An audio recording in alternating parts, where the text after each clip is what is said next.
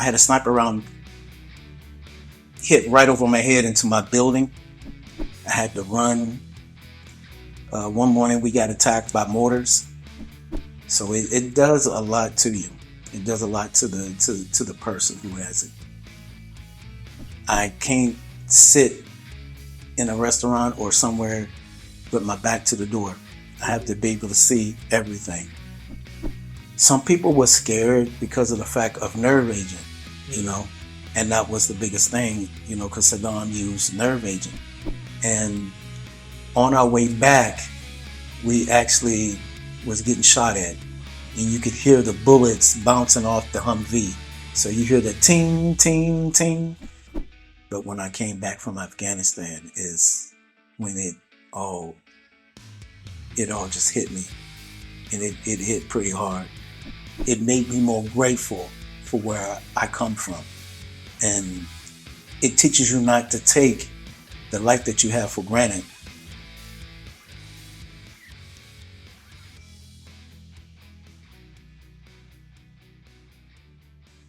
So was your wife also in the army? She was in the Navy. She was in the Navy for 27 years.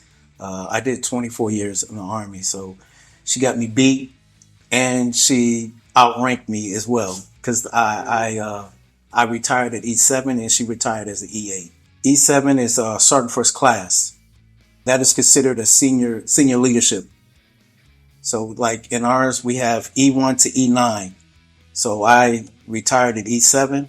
My wife retired at E8. And if I would have stayed in, I probably retired at E8 or maybe E9. But my time was up at E7. So she kind of outranks me. But I'm still the boss. It was your choice to discharge? Yes. It's because I retired because of the fact that I developed PTSD.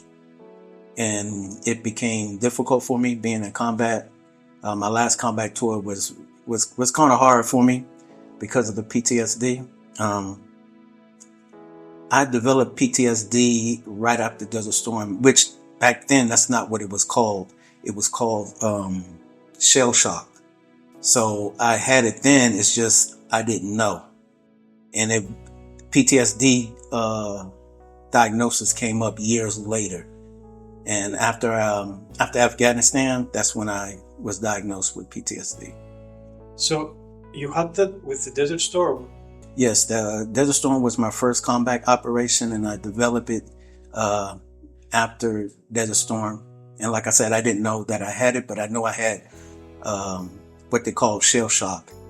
And the way that I found out I'd have it is during Desert Storm, we have this thing called the M8 alarm, and it's a chemical alarm, and it lets you know if there's chemical present, because during that time, Saddam Hussein used nerve agent. So that alarm, I heard the same alarm when I got back to Fort Lee. I was getting out my car and I froze. I couldn't move. And I had this eerie feeling come over me, and I could not move. After the alarm stopped, then I was able to move again. So that's when I didn't know I had it then, because that's not what it was called back then, but that's what I had. As far as I know, the Gulf War was a rather short war. So it lasted, I think, 100 hours of ground combat. Right. And you were, at these 100 hours, you were there at the combat? Yes, I deployed from Fort Lee, Virginia to Desert Storm to Saudi Arabia on the air base October of 1990. And, the ground war didn't start until, I think it was January, February of 91. And I didn't leave Saudi Arabia Desert Storm until July of 1991. So we were there for just about for the whole thing. The whole thing. Yeah. And how many times did you hear this alarm while you were there? Where I was in Desert Storm, we heard it maybe 4 or 5 times because of the fact that you did drills to, you do a drill to to make sure everybody knows how to react. And so it played. One time that it did go off because we had a Scud missile that landed right next to our perimeter, right outside our perimeter. So everybody had to take their pre-nerve agent pills, and we had to don our mask and everything. So you had to take as a precaution your pills. Yes, it was what we call a pre-nerve agent pill that we had to take before we when the first sergeant came around, or if it came over the intercom, we had to take our pre-nerve agent pill. So okay, so these 4 or 5 times, 6 times were enough to have a big impact. Yes, with the Scud missile landing, the constant aircrafts taking off, because we were right next to an air base where our unit was set up, right next to an air base. So every day we heard jets taking off.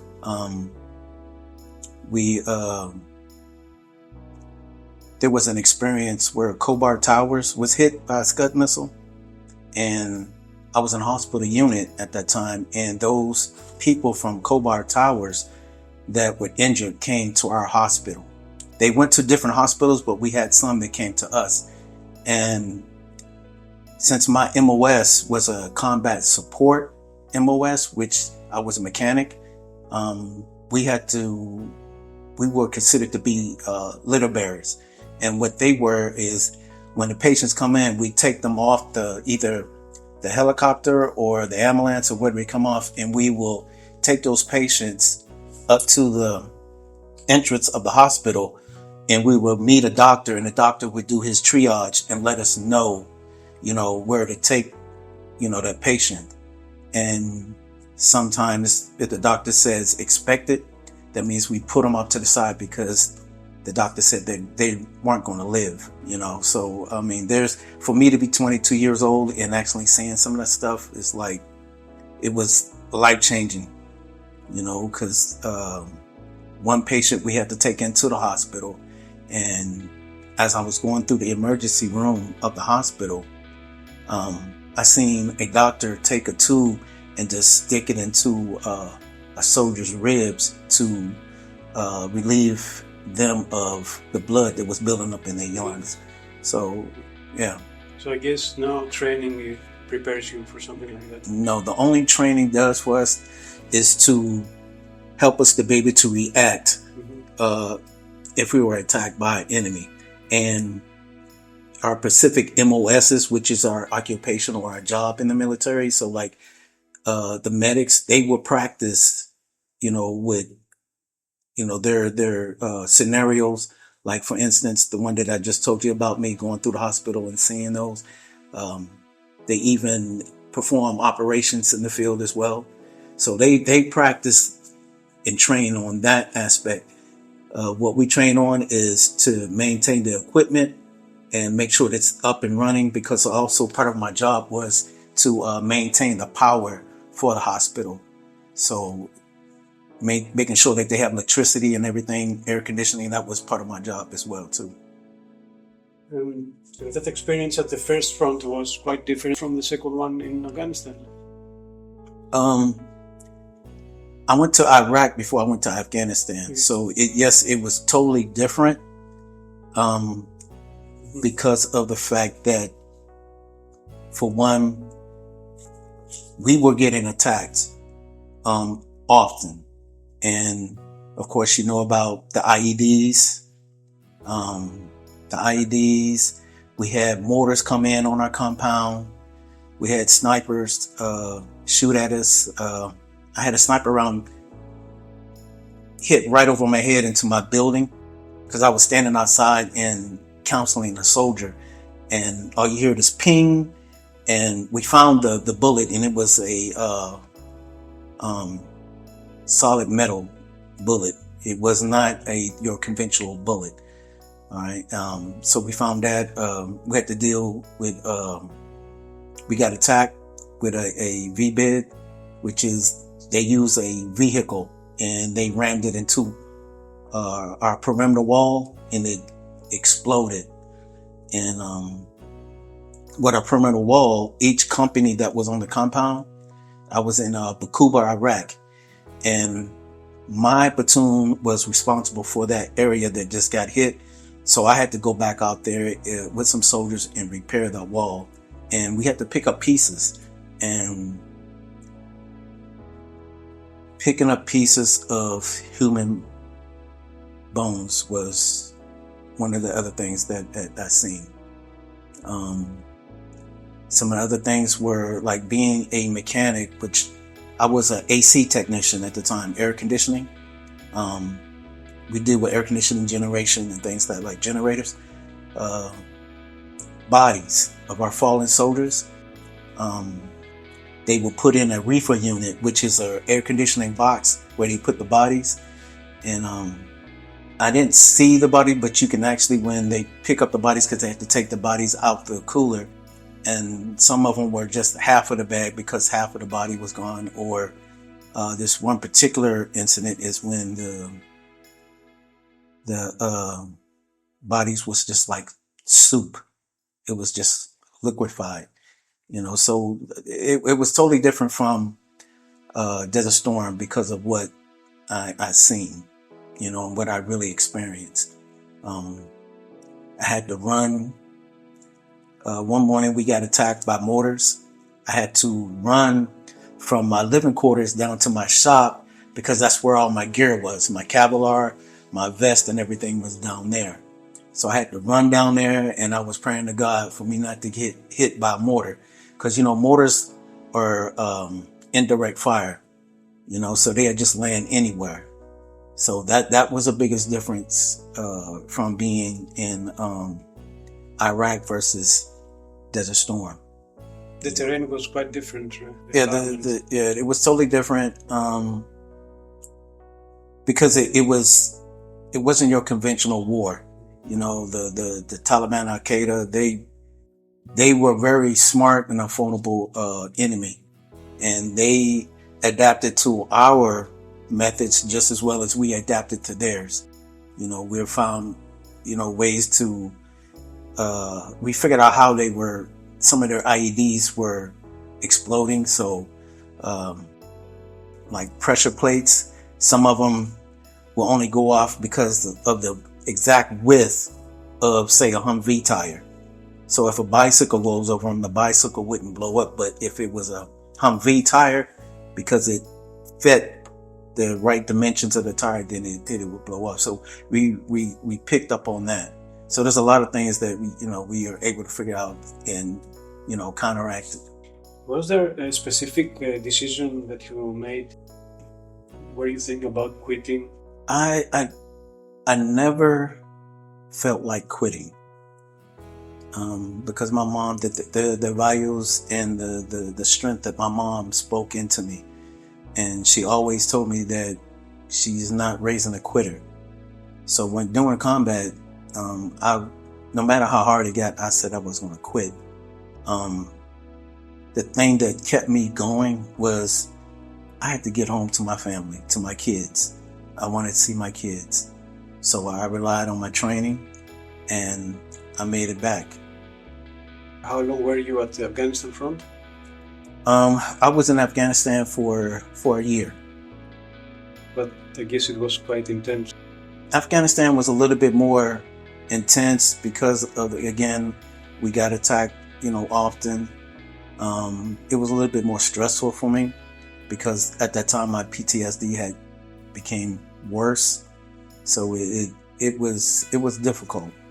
But I managed to get through it because of the fact that I had to find a way for me to be able to maintain, because I was at the time a platoon sergeant. So that was, I had a platoon of soldiers.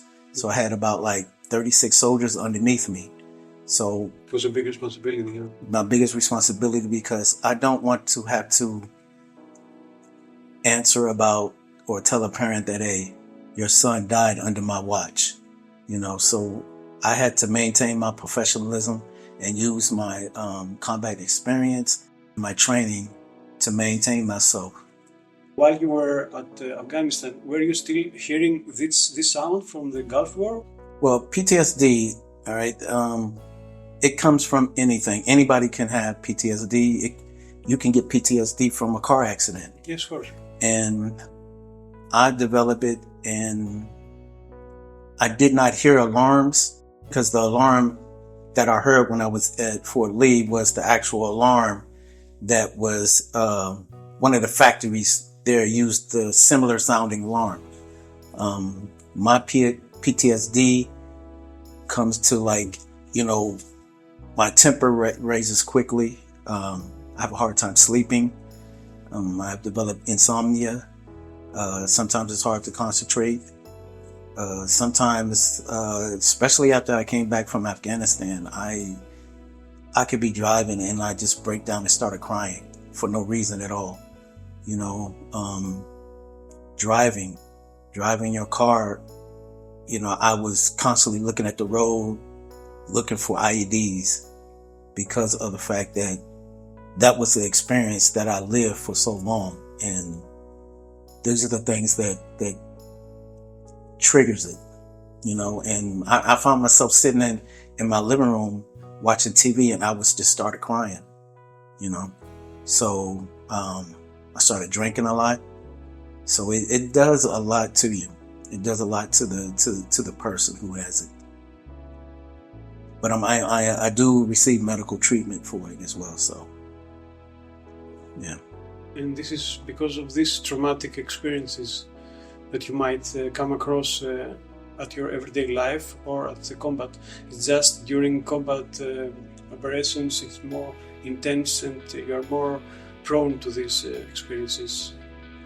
Yes, I'm very hypervigilant. So that means I'm always on guard. No matter where I go, I can't sit in a restaurant or somewhere with my back to the door. I have to be able to see everything.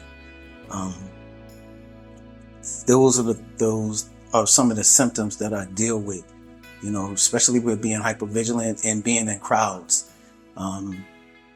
It's hard sometimes to go to a grocery store because there's so many people in there and it gets loud. When I first met my wife, her family, they are kind of loud when we get together, and when it becomes too loud, I have to remove myself because I feel, I start getting that feeling on the inside. So I have to remove myself. So I may go back into the bedroom and just lay down in the bed and just relax. Being in large crowds can be challenging as well. Do you discuss it with your fellow veterans? Some of my veterans, they don't talk about their experience, and it's difficult for them because some people have PTSD is worse than mine. If I have a situation, I'll talk to my wife. I talk to my wife, or if my wife's not available, I'll call like my brother, and talk to them about it. And it's just having a good support system, which really is part of you trying to be successful in life. It's just having a good support system. But there are still fellow veterans of yours that are experiencing also PTSD. Yes. It's not a rare thing to have after all these situations. No, there's a study that said that 22 veterans commit suicide every day, and it is a real problem that's in the veteran community, because sometimes the medical system doesn't work in your favor.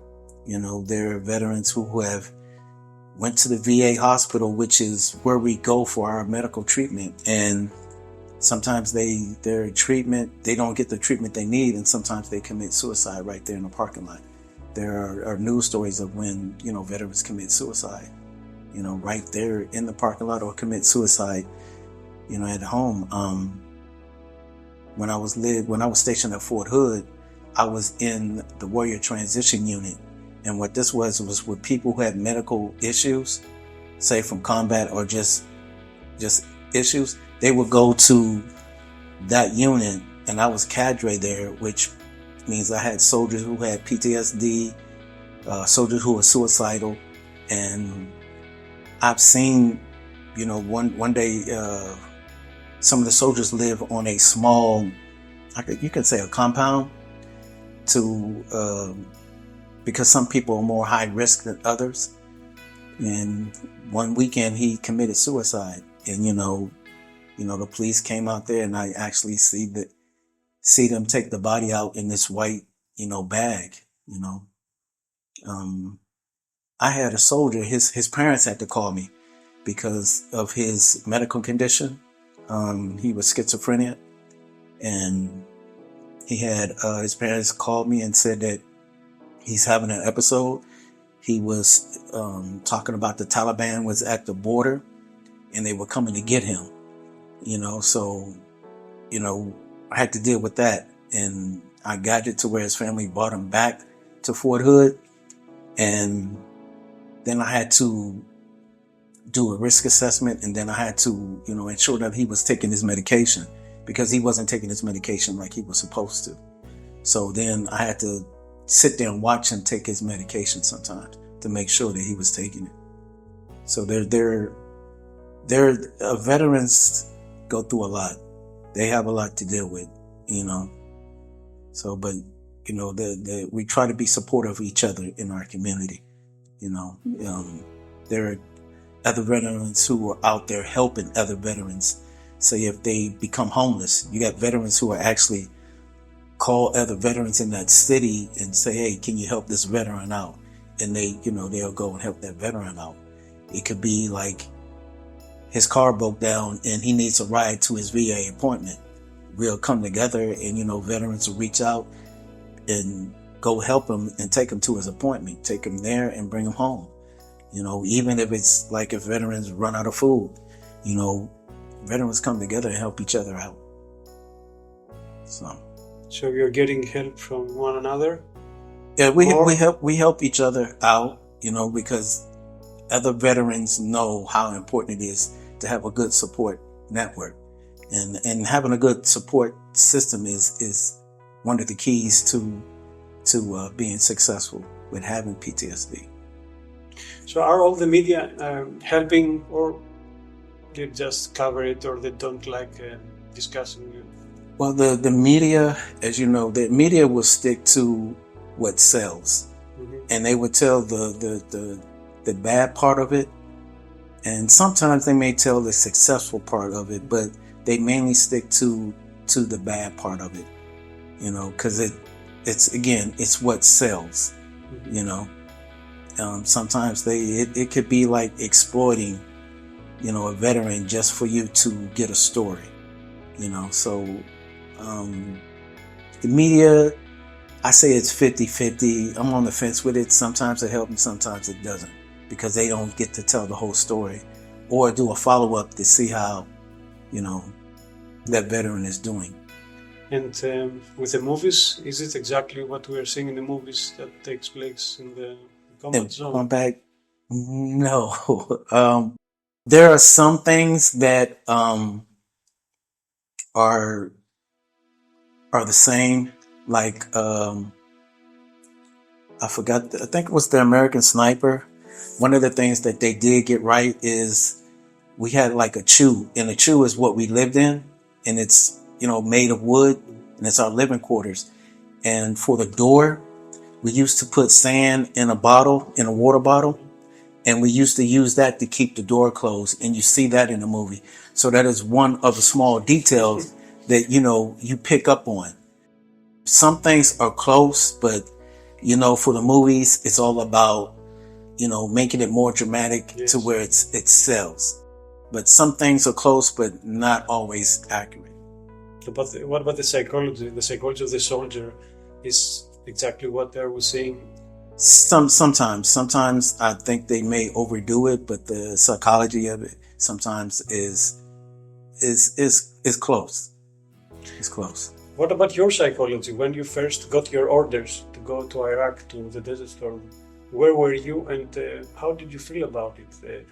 And what was the team spirit when you got there? When I got orders to go to Desert Storm, I was at Fort Lee. I had just got out of AIT. I got an AIT February of 1990, and we went to Desert Storm October of 1990. I was kind of worried and scared, but then again, it's like getting an experience of combat, and again, you see what goes on in the movies and TVs, and you think it's going to be the same, but when you get there, it's not. Some people were scared because of the fact of nerve agent, and that was the biggest thing, because Saddam used nerve agent. And so, of course, people were scared. Some people were worried, and that's a natural reaction, but I was on the fence about it. But when I got there, it wasn't as bad as I thought it was. It was going to be, because compared to what you see in the movies versus what's actual reality is totally different.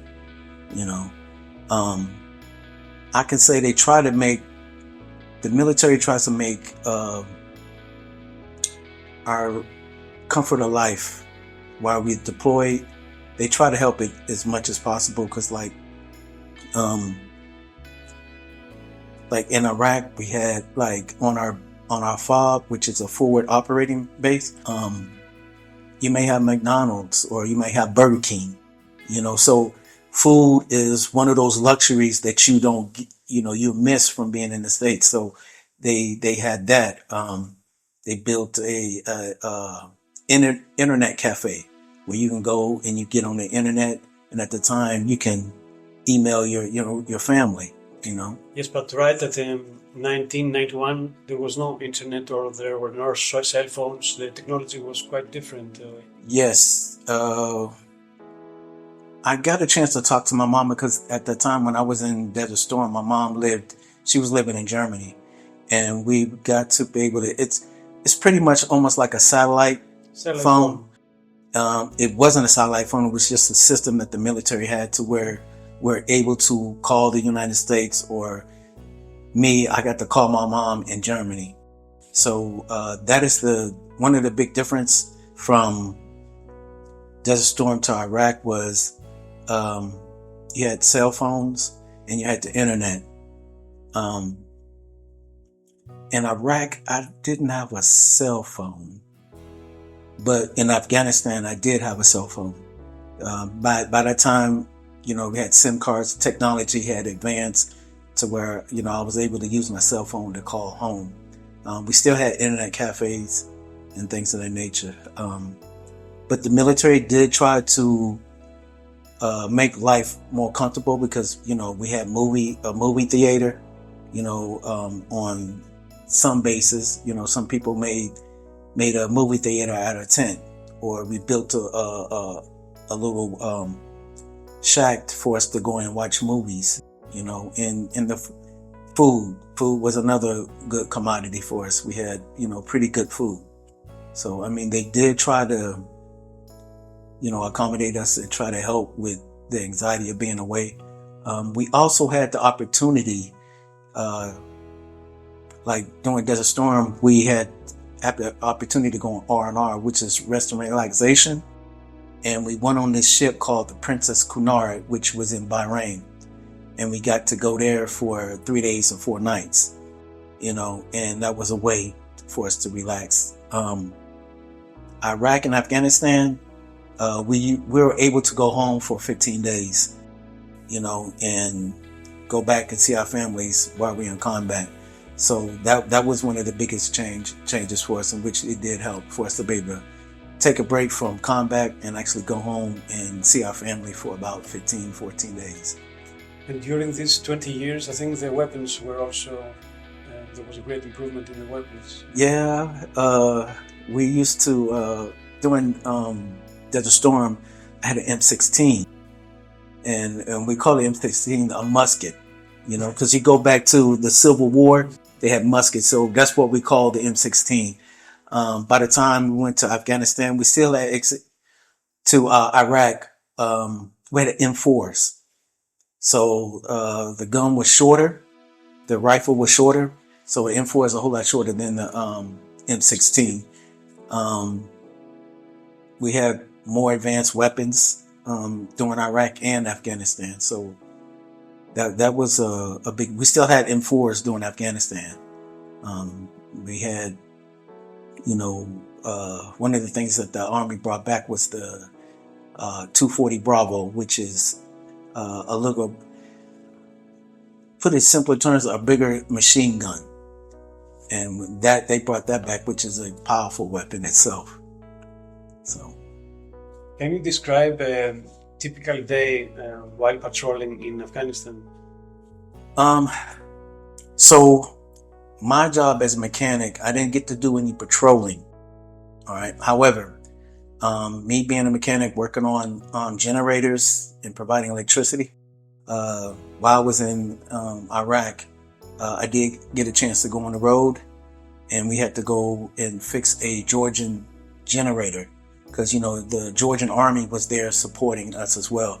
So that was maybe about 5-6 miles down the road that we had to go and drive. So I got into the convoy and we drove down there and we fixed the generator and we drove back.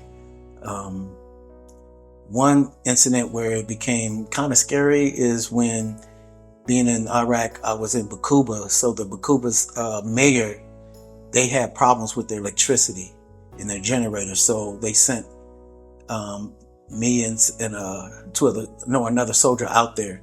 And on our way back, we actually was getting shot at. And you could hear the bullets bouncing off the Humvee. So you hear the ting, ting, ting. You could actually hear that. And that was somewhat of a scary moment because of the fact that, they could be shooting at you to keep you distracted to where you can run over an IED. So, that was kind of a scary situation itself. Afghanistan, by that time it was, instead of doing all the driving, being on the convoys and being on the road, we were flying in helicopters from base to base. So that kind of like alleviate a lot of soldiers being killed on the road, hitting IEDs. So we started flying to different FOBs by helicopter. So, that helped out. So we, a lot of soldiers didn't have to be on the road. So that was like one of the main forms of transportation for us.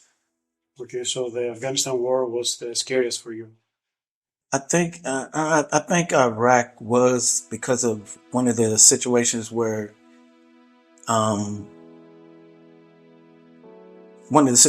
haven't talked about because it's kind of hard for me, that would make it a little bit more scarier for me. One thing was when we got hit by the VBID, which was that vehicle improvised explosive device. They have a chemical bomb, which was a chlorine bomb. And chlorine, it takes the oxygen out the air. And it was big, and we felt it. When it hit the whole compound, it just shook. And one of the situations where I haven't talked about is when I had to go out there and repair the fence of the lining. So that and running to my shop to get my gear where we had mortars coming in. I think it was more of a scary situation versus Afghanistan, where it was more stressful for me being there than being in Iraq. Iraq, I think it was more of a scary situation than it was with Afghanistan. Which deployment was the most physically challenging for you? Afghanistan. Yes, Afghanistan, because we still have to maintain our physical fitness. We still have to do PT. It was just dealing with the logistics with everything and dealing with soldiers, and because sometimes soldiers do some dumb things sometimes, because we have our weapons and having live rounds, and you have your magazine inside your M4.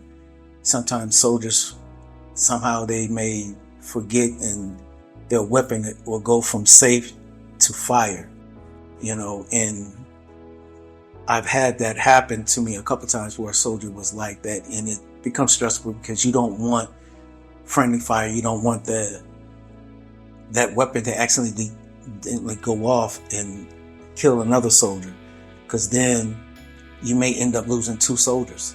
The soldier that may injured, that may have died, and then the soldier who fired that weapon, because, then we might have to take his weapon from him because he can't maintain, his weapon discipline. So, I mean, those were the stressful things, and logistics. And me at the time being a platoon sergeant, I also had soldiers at different bases. So I had to do like what we call a combat rotation, where I had to fly out and visit them at different outposts. Mm-hmm. So actually being out there, because at the same time, even though we were flying in helicopters,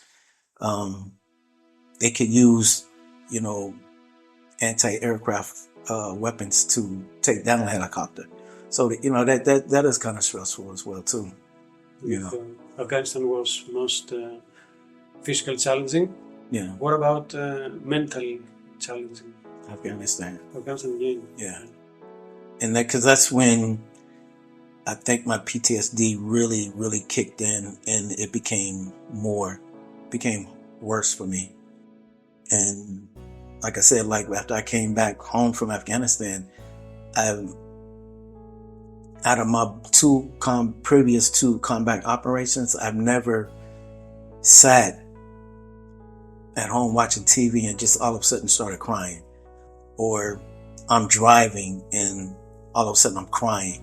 Or I'm swerving to miss a pothole in the road, or I see like a patch in the road, because my brain IED, so I have to swerve to miss it, So, and that's why I say Afghanistan was my most physical and mental hardest tour because of that, because my PTSD got really, really, really bad, and I've never experienced it to that level before. It wasn't like that when I came back from Iraq. It wasn't like that when I came back from Desert Storm. But when I came back from Afghanistan is when it all just hit me. And it hit pretty hard. Because, again, I was drinking a lot. Drinking. I couldn't sleep. I had to take sleep meds to go to sleep. I had to take medication as long as I have PTSD, to help with the nightmares, the intrusive thoughts, things of that nature. So that's why. And I joined the Army because of my dad, because my dad was in the Army, but my dad was chopped it out, which they kicked him out of the Army, and it's because he dealt with a racist first sergeant, so he gave my dad a hard time. And yes, racism still exists in the military today. And I just felt it was my duty to pick up where he left off. And because I know my dad wanted to retire from the military because he loved it. So before he died, I let him know why I joined. When I retired, I let my dad know why I joined the military. And it was because of him, because I knew what he wanted to do. And I joined, and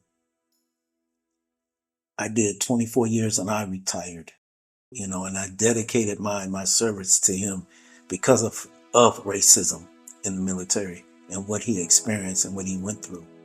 So I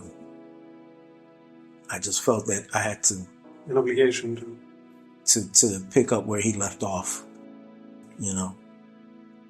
So that's the main reason why I joined the military, and of course, for the love of your country.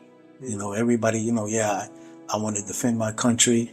I have patriotism for my country. And those are the secondary reasons, but the main reason was because of what my dad experienced. Do you feel the strategy was different between these wars?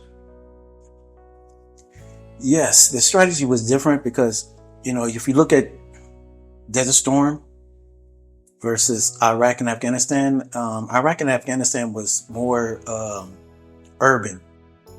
Desert Storm was more your conventional wars. On the battlefield, you have your which I would call tanks out there on the battlefield in their formations going, but like in Iraq and Afghanistan, it was more like urban combat.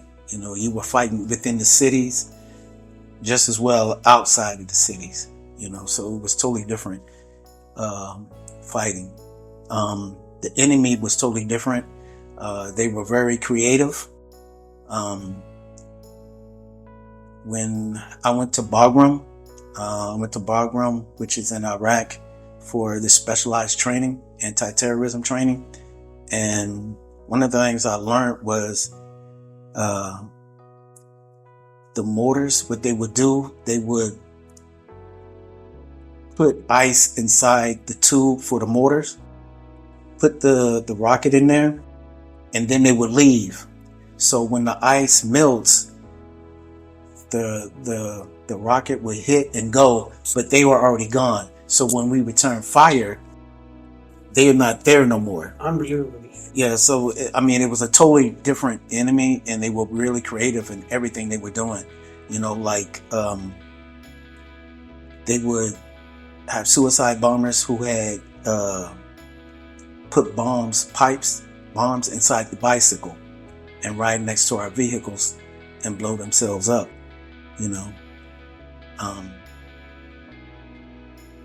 It's just they were really, really, really, really creative. Yeah, and being in Iraq and Afghanistan, seeing that the way those people live was the same, and I think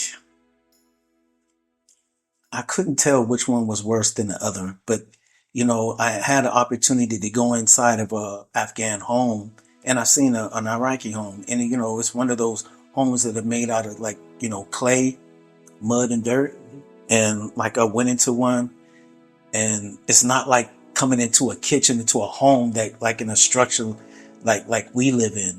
They didn't have no beds, they slept on the ground, and that was totally different for me to actually see how these people are living, and it made me more grateful for where I come from. And it teaches you not to take the life that you have for granted, because these people were living in such poor conditions, and if we're on a convoy riding, and if we have bottles of water and we give them out, the kids will go crazy, because it was almost like Christmas for them to get a bottle of water. So it was something that was totally different for me to actually see how people are living and how well, the modern world is living. And we should not take that for granted. What gave you strength to continue? Religion.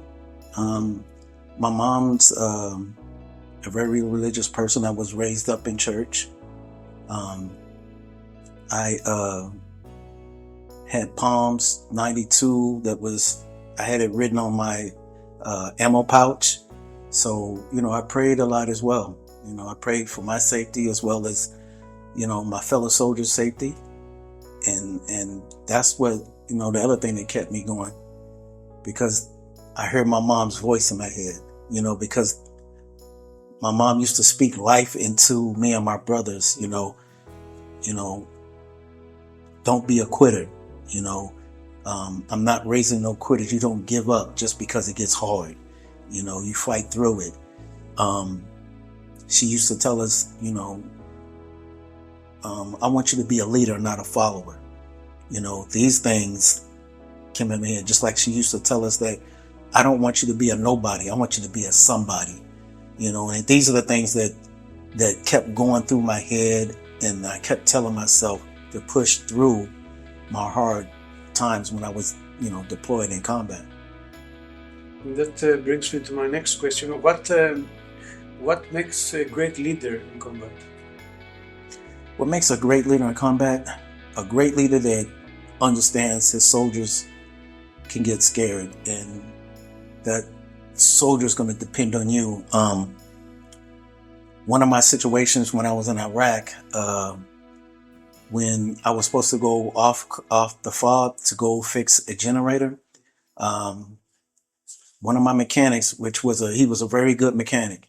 The training that we had when we was back at Fort Hood, we went to some training, and he did superb in the training. He got on and mounted it and shot and killed all the Op 4, which was the enemy. Of course, it was simulated. He even had the assistant division commander fly out, and gave him a coin. However, when we got to combat, it was a totally different story. He got really scared. So what I did as a leader, I said, look, I'm going to give you 6 months to get yourself together and get your mind prepared, because you will have to go off this FOB, because I'm not going to always depend on the ones of soldiers who are willing to go off FOB and wear them out while you get to stay here. So when that time came for me to say, hey, it's time for us to go off FOB, and I said, look, I want you to keep your eyes and focus on me. If I get scared, that's the only time you can get scared. If I run, that's when you run. All right. You have nothing to fear. You need to stay focused and use your training that you were taught. So having a leader, having empathy to understand that, not every soldier is like you and is able to and had that experience, because he's never been to combat, and I have. So I had the experience of combat. So leading soldiers and speaking confidence into them is to me one way of being a good leader. Do you have maybe a mentor that shaped you as a soldier? When I was at E5, I had a mentor. His name was Sergeant First Class Griggs, and he was mentoring me when I was a young E5, and he was able to. He's saying that I was just like him, because he called me a little Tasmanian devil, because being a NCO, being in charge, I was hard, but I was fair, but I was strict, and at the time I didn't know I had that PTSD, and sometimes I would go off on people, and he used to sit me down and say, hey, you don't always have to snap and go off. You know what I'm saying? And he taught me a lot how to be a more effective leader in the military and being an NCO. So he helped me and mentored me a lot.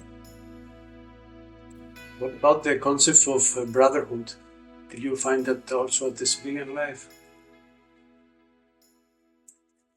In the military, we have a brotherhood. It's not like in the civilian world, because ours it's more banded together, because we all have pretty much similar experiences.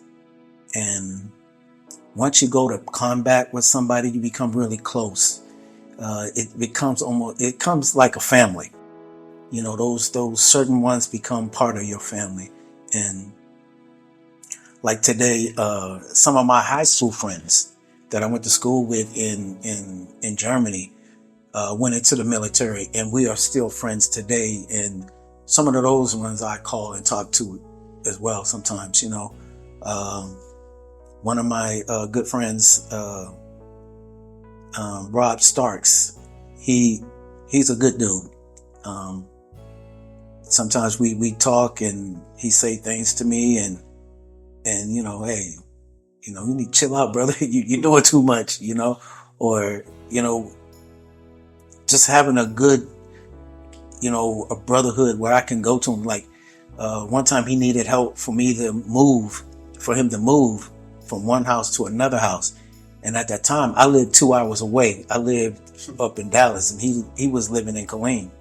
And I drove 2 hours down to help him move, and he was kind of surprised that I actually did that, because like when I say you're my friend, you are truly my friend, and I will help you any way that I can. Even if I have to drive 4 hours, 2 hours away to come and help you, I'm going to do that. That's the type of person I am, and I know he would do the same for me. How did you manage to keep the morale up in your squad? I'll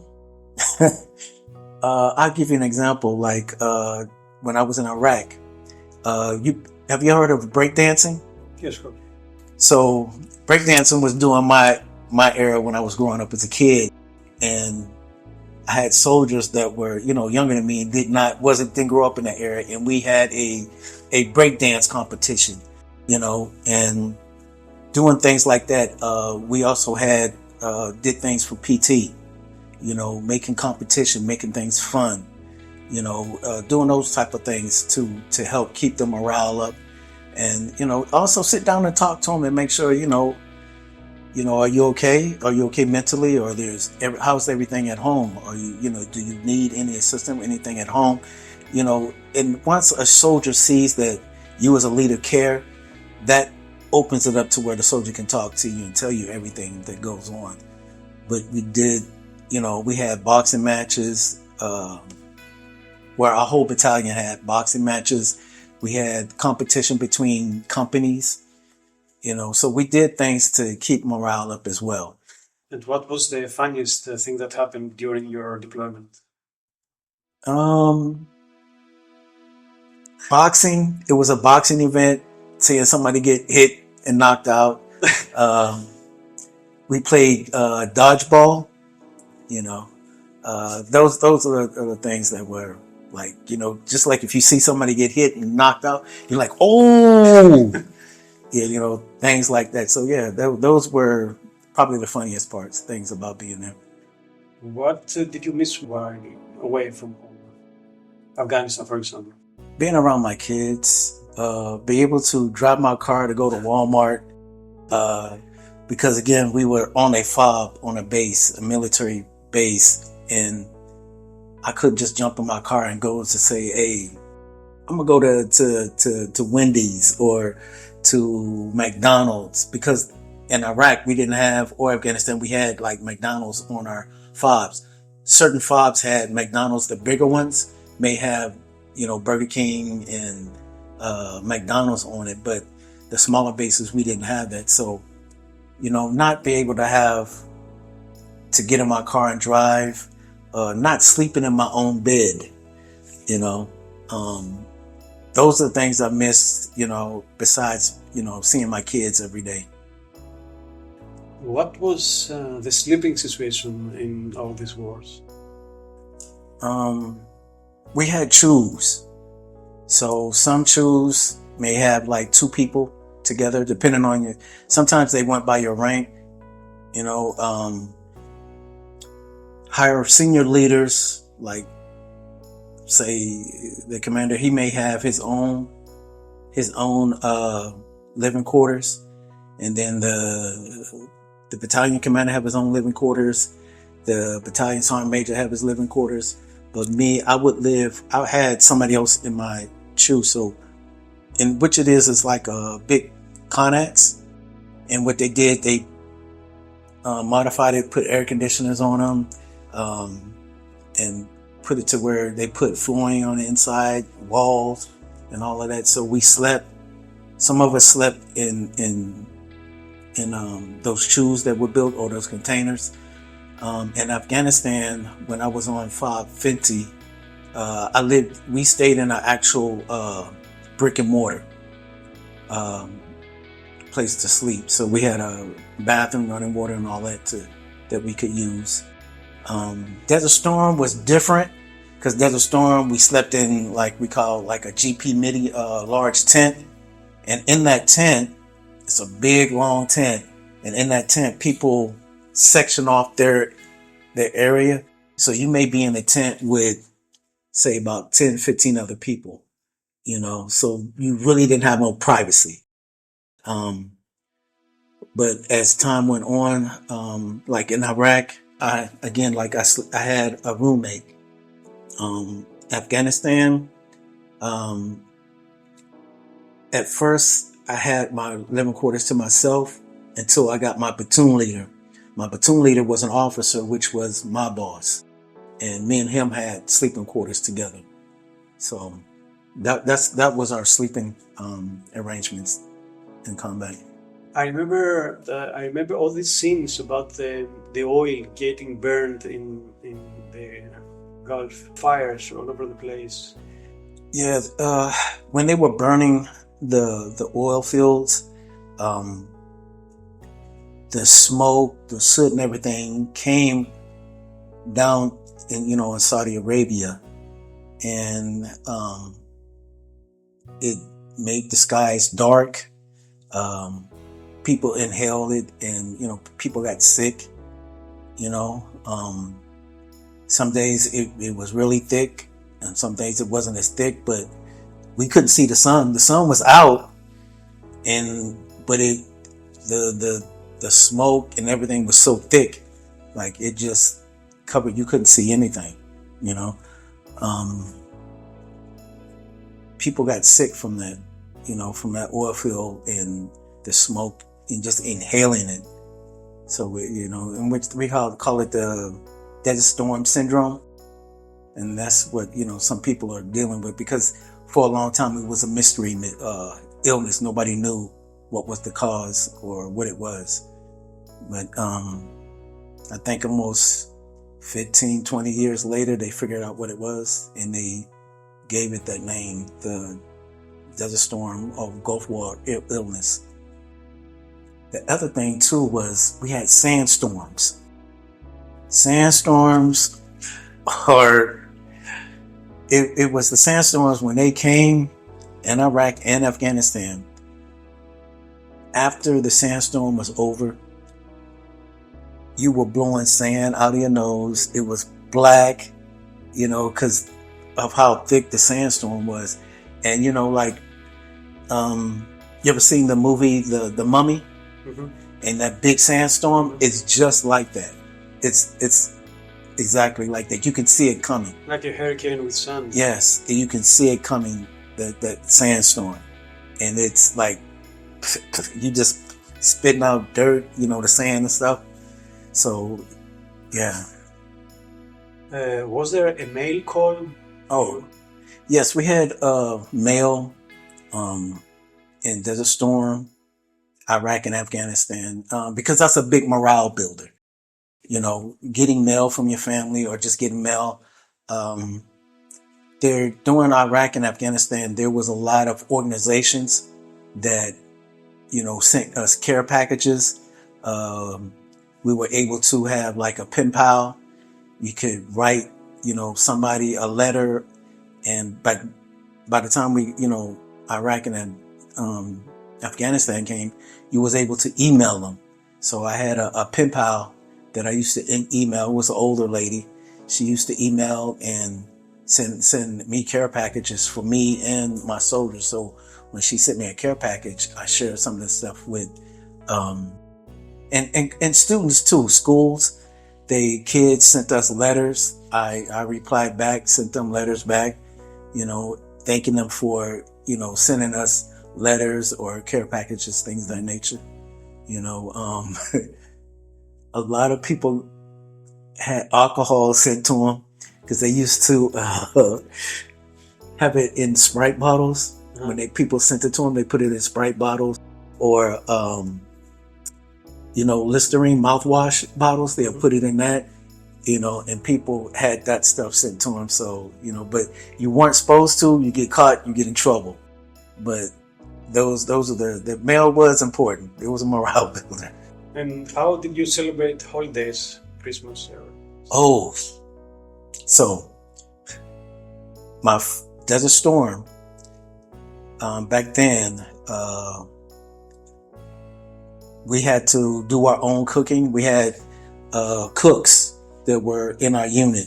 So on Thanksgiving and Christmas, I had KP duty, in which was I washed dishes. I washed the dishes. And at the time I was only at E3. So in my section, I was the lowest ranking. So, hey, you're it.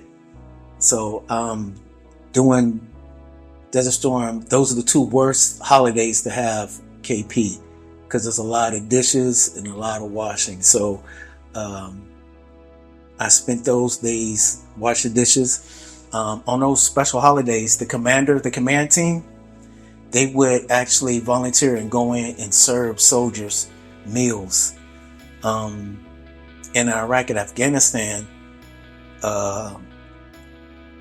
instead of the soldiers being in the guard towers, watching, being on the guard tower, senior leadership like myself, we all would take turns being in the tower to give soldiers, a rest and opportunity to enjoy, that holiday, Christmas or Thanksgiving. So that was another morale builder for soldiers, and people receive gifts and everything during that time because of mail. So those are some of the things that we did to help boost morale and give the soldiers a break, because everybody needs a break once in a while. And again, it shows that, hey, your leadership cares about you, and you're away from home, not with your family on Christmas or Thanksgiving, because, as Americans, those are like Thanksgiving, it's a big holiday, and Christmas is a big holiday. And so we did things to help alleviate some of that stress from, of them not being at home with their families. Where were you during 9/11? I was stationed at Fort Hood, Texas, when 9/11 hit. I was living on base in military housing.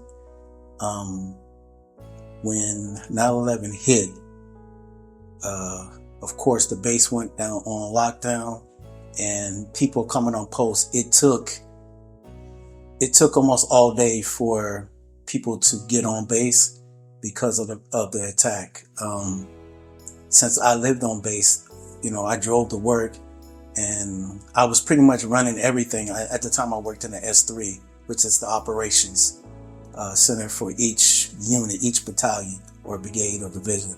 So I worked in that, and I was running everything as a young E5 until, my leaders came in to help. But, it took them almost, sometimes one time when it hit, some of them didn't get to work until like 4:00 in the afternoon, because lines were so long, and Fort Hood is one of the biggest military installations in the world. So we had a lot of people there. So it took forever for people to get on base because of, doing the security checks, verifying everybody to make sure that, you are who you are, because at that time we did not know, everything that we knew to now. So, but I was on base, and when it happened, it happened right after PT, and I was looking at TV when it happened. So I was at Fort Hood at that time.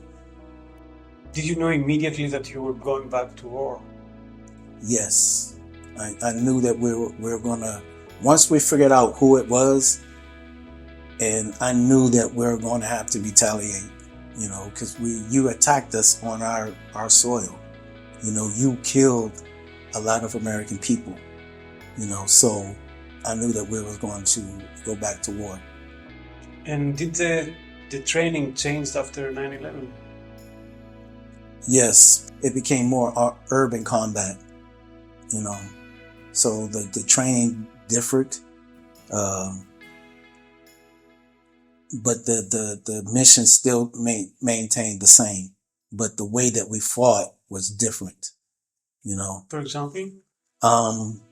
So we knew that we're going to be fighting inside the city. So, you had to change your tactics. We knew that it wasn't going to be a conventional war. So we had to be close quarter combat. So, more likely, you're dealing with snipers. We were dealing with IEDs. So that was different. but the most significant change was close quarter combat. You were, when the MPs and the infantrymen went patrolling into the cities and stuff, they were subject to being ambushed. So, we had to change our tactics to counteract the ambushes and rely on more human intelligence, from, people who were willing to help free their country from, the Taliban.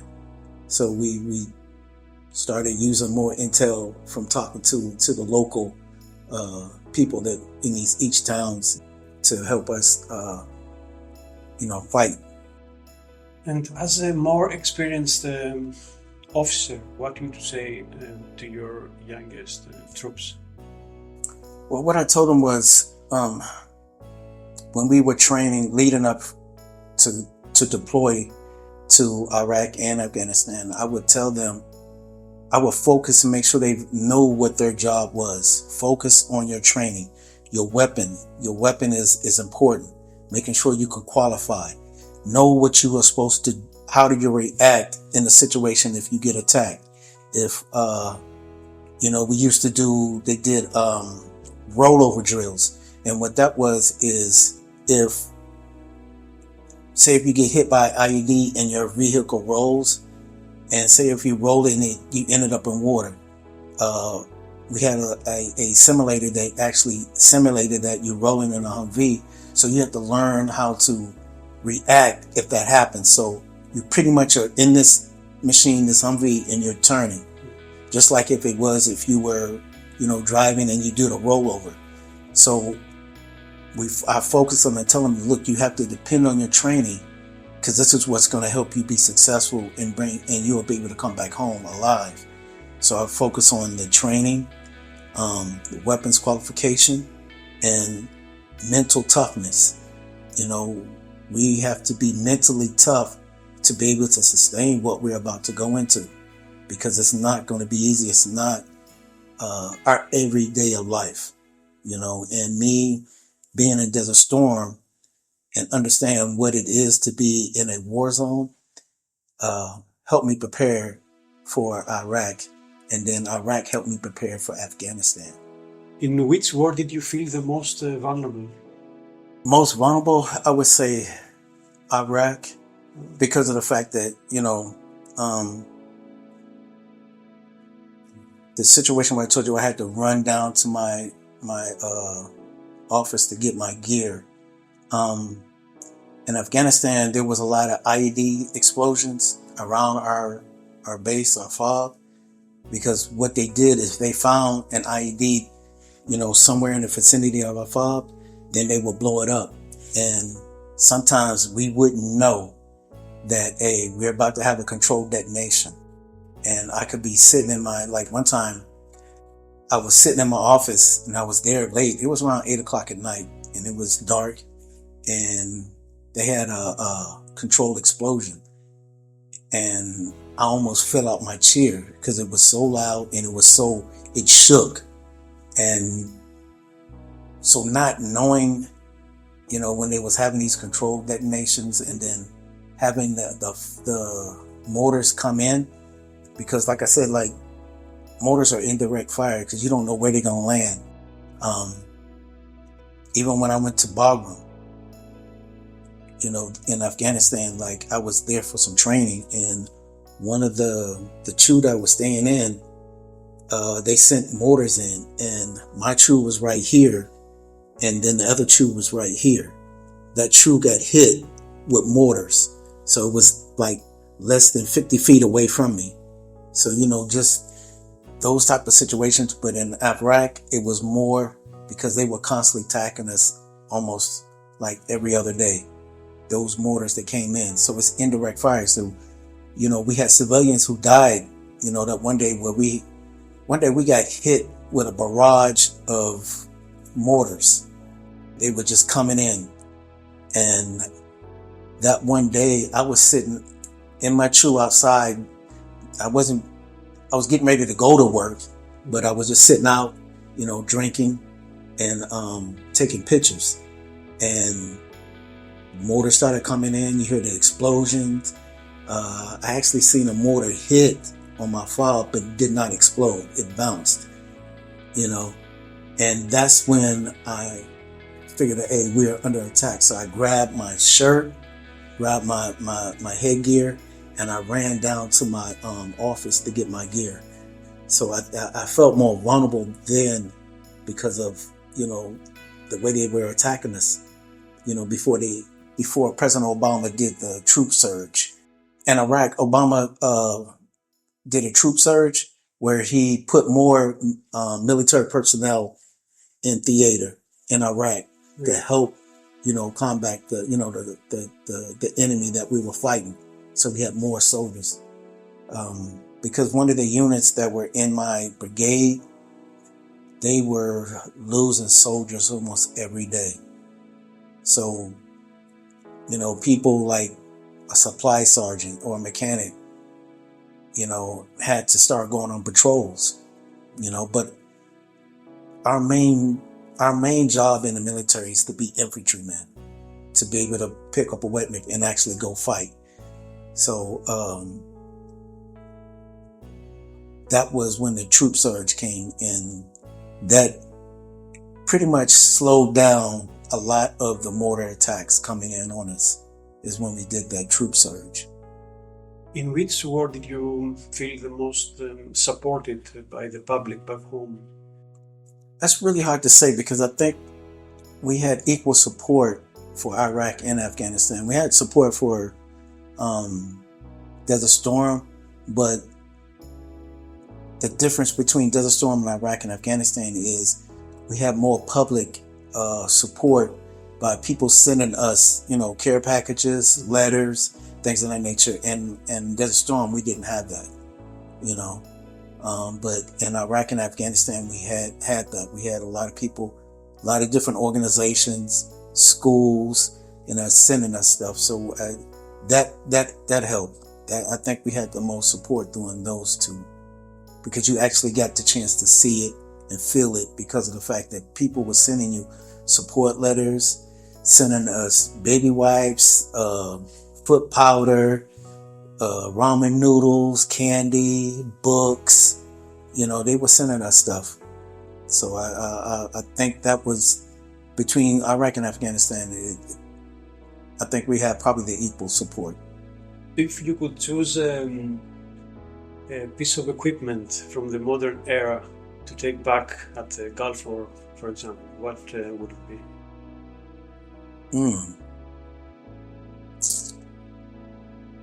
It would probably be the M4 and the Mark 19. The Mark 19 is like a grenade launcher. So guns, not a cell phone, or something like that. Well, yeah, cell phone. That would be good, but for protection wise, it would probably be the M4, because you had to carry your M16, and we had to carry it in front of our body. Mm-hmm. And the M16 is, if you're a short person, it's like almost as big as you, and it was a big, bulky weapon, in which, I didn't like carrying it across my body because it was so long, because it was all the way down to my knees. And sometimes when you're walking, it hits your knees. But I think those. And your worst fear, so it was biological and chemical weapons? For Desert Storm, it was that, the chemical, the nerve agent. Afghanistan and Iraq was the IEDs, worrying about IEDs. The IEDs and the mortars coming in. Those were the two biggest threats that I faced. Did you have any interactions with enemy prisoners? No. We did have a prison on our fob, but I did not interact with none of them.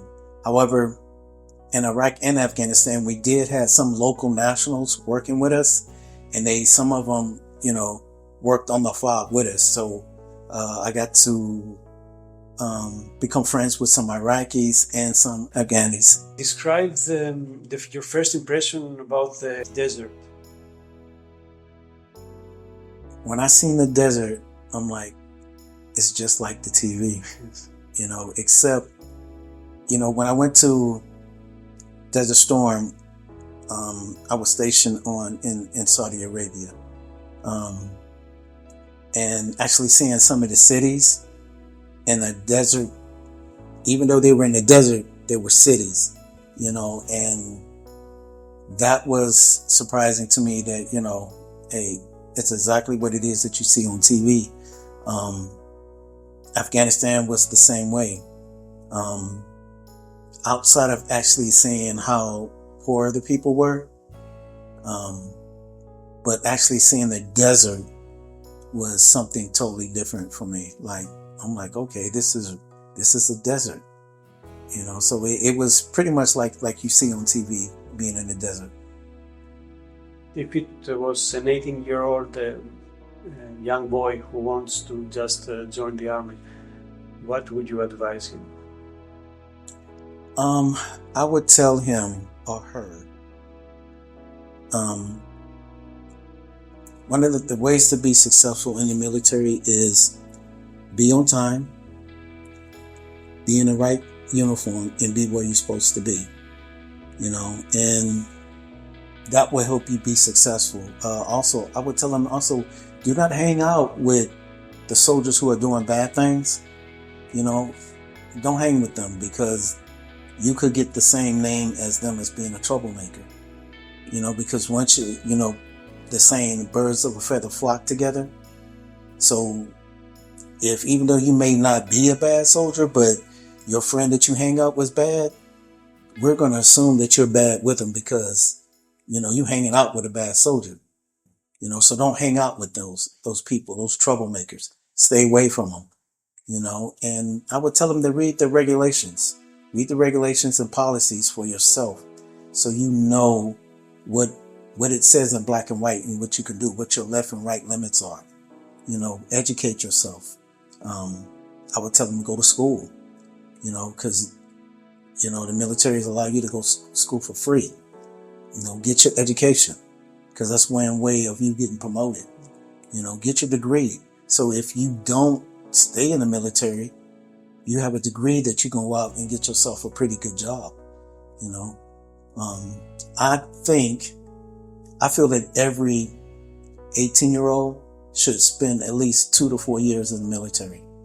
I think that should be a requirement, because being in the military, it teaches you how to be structured. It teaches how you to be disciplined.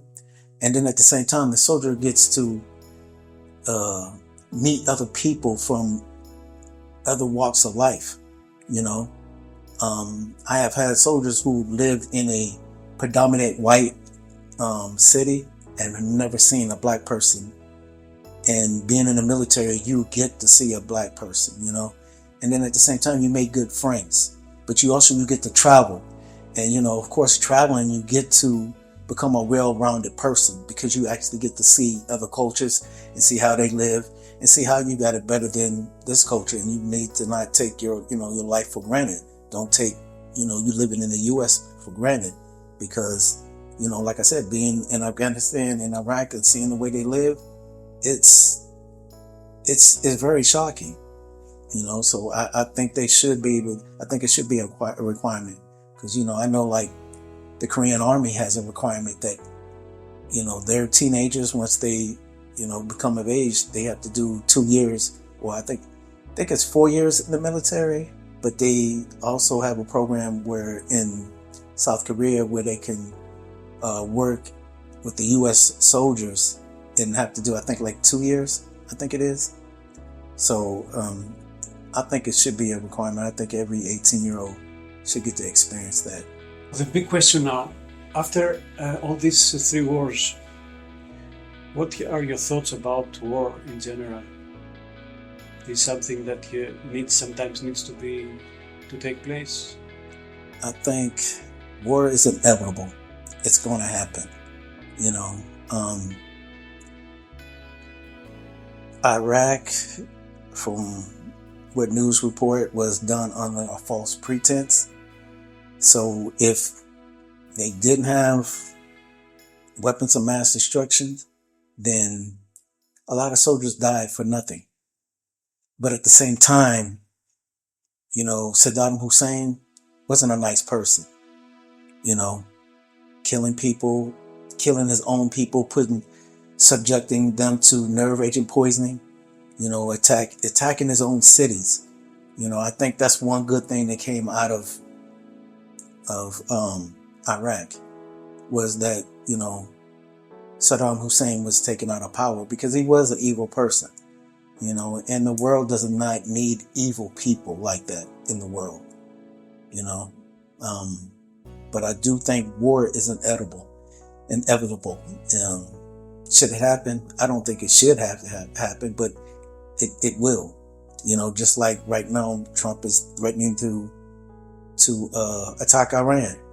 I think some wars are senseless. It's not even, needed or warranted, so that's my take on wars. When you see news of conflict today, how do you feel about it? Do you feel empathy, anger? I just think wars sometimes are senseless, and it, like with 47 wants to attack Iran, I think there's no need for it. I think that, we shouldn't even have to be at war. I believe that we shouldn't be pushing our way of life on another country and tell them this is the way you're supposed to live like us. I don't think we should be doing that. And I don't think no country should do that. Push their beliefs or their way of life. I know that we have some bad leaders out there. You have Hungary, Viktor Orban, Putin. All of those are bad, leaders.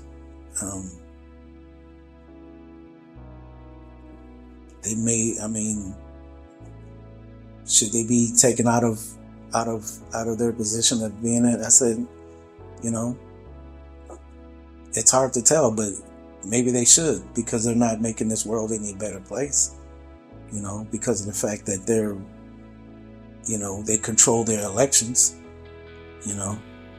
they're not letting other people, letting people have their free choice of who they want, as their president.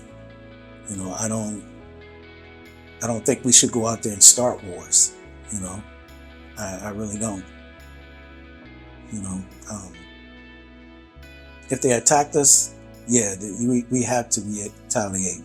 We have to retaliate. You just can't let somebody attack you, kill your citizens without, some retaliation. But going in and just, attacking a country because you may not like who's in charge, I think it's wrong. I don't think it's warranted. Just because you may want their resources, I don't think that's warranted at all. I don't like that. Which is the thing that you're most grateful for?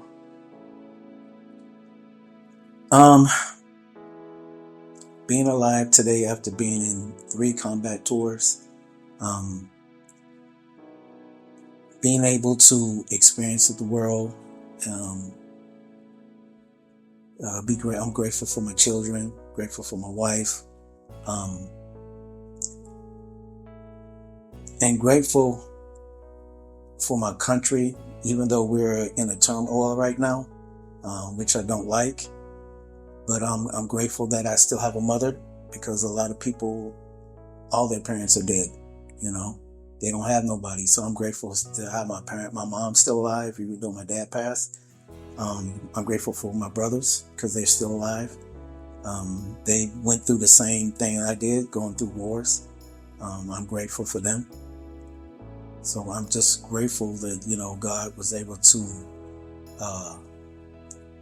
bestow his blessing upon me to be still alive today and able to come to Greece, meet you, and meet, other Greek people I've become friends with, because not everybody has this opportunity. So I'm grateful for that, because being here, we've been able to travel throughout Europe, and I'm just grateful for that. You can't take life for granted, and I think the thing that I tell my kids today is, I don't want you to live and get to my age where you have regrets, because I have regrets now. I wish I would have did this, or I wish I wouldn't have done that, you know, because that's a hard thing to live with, because you could see yourself being in a better position if you would have did things differently, So I tell them, hey, don't live your life. You don't want to live your life with regrets. You know what I'm saying? Make smart decisions, be a good person, and live your life to the fullest and have fun, So. And would you say your life was mostly defined by war or peace?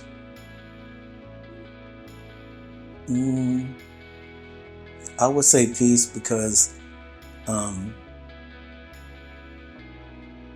that's the way I started out. And right now, we're not at war per se right now. And after we retired, we weren't at war. I did three combat tours. I don't let that try to control my life, even though I have PTSD. But I think more defining because I actually got to understand what peace is, and how having peace is more beneficial than being at war, being a good person, helping other people, because you're at peace, you're helping people, you're helping one another. Being at war means you're fighting each other, you're fighting other people, you're killing people, and you don't need to be killing people. And I don't think people should be dying, over something that's senseless, So I think peace is more because, way I grew up, I spent just about half of my life in Germany, and actually seeing what they went through, and actually going to visit the East German Wall was an experience, because they had people in towers, and those people couldn't cross the border, just like with when I was stationed in South Korea, actually being that far up close. I was real close to the DMZ, and actually been to the DMZ, and hearing about people defecting and trying to come over to South Korea because they want a better life because of the way life is in North Korea, so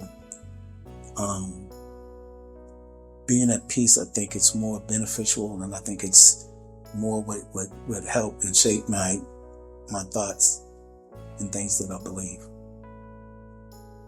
And what is the one truth that you learn about the human nature during war?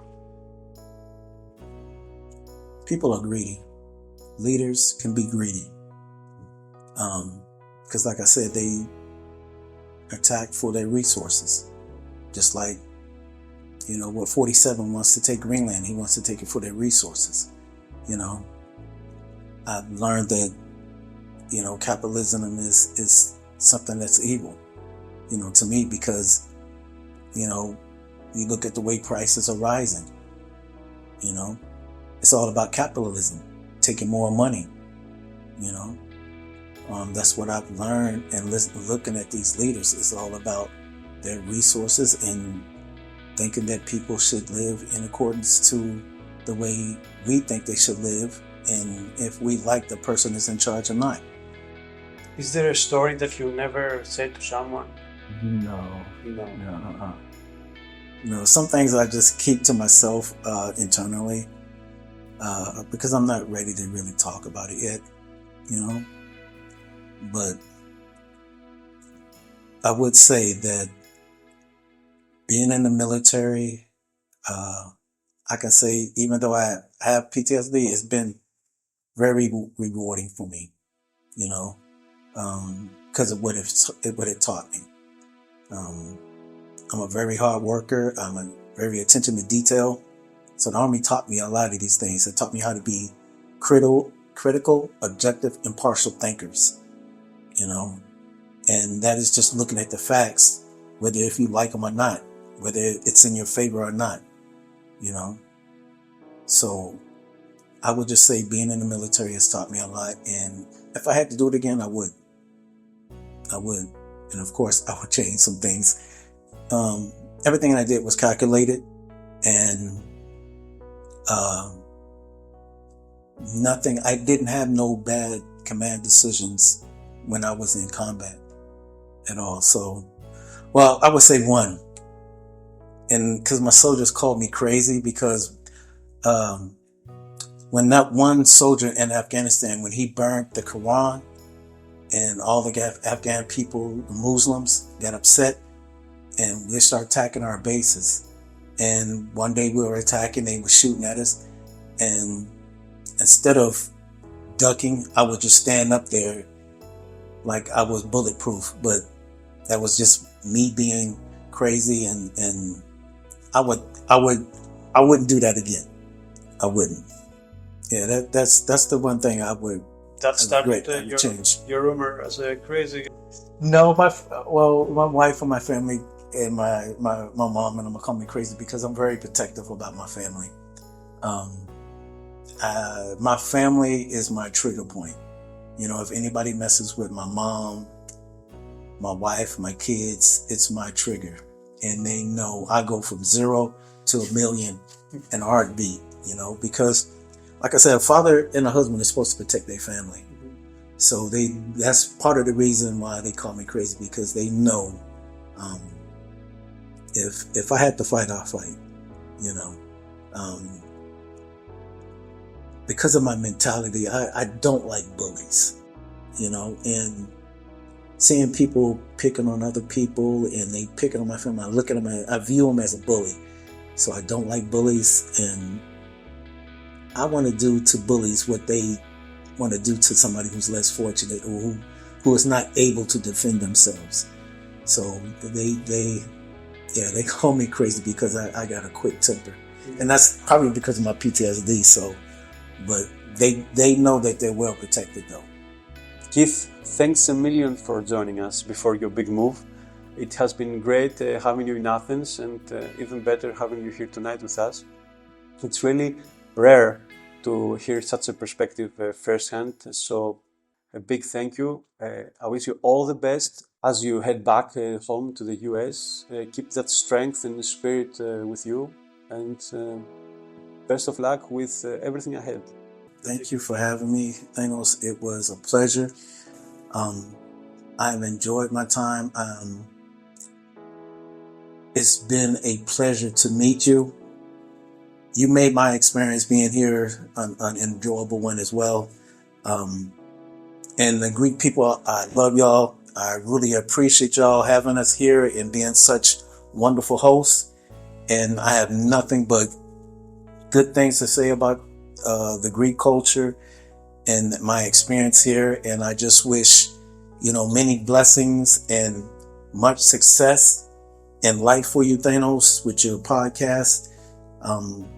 If anything I can do to help, you know, you have my phone number. I'm going to leave you my email, and anytime. All right. Anytime you need my help. And like I said, when I say I'm a friend, I'm a friend. And if I can help you, I will help you. And if I can't, I will try to find somebody else who can, you know. So, again, I just wish you all the success in life, and thank you. Thank you. I really appreciate it. Thank you.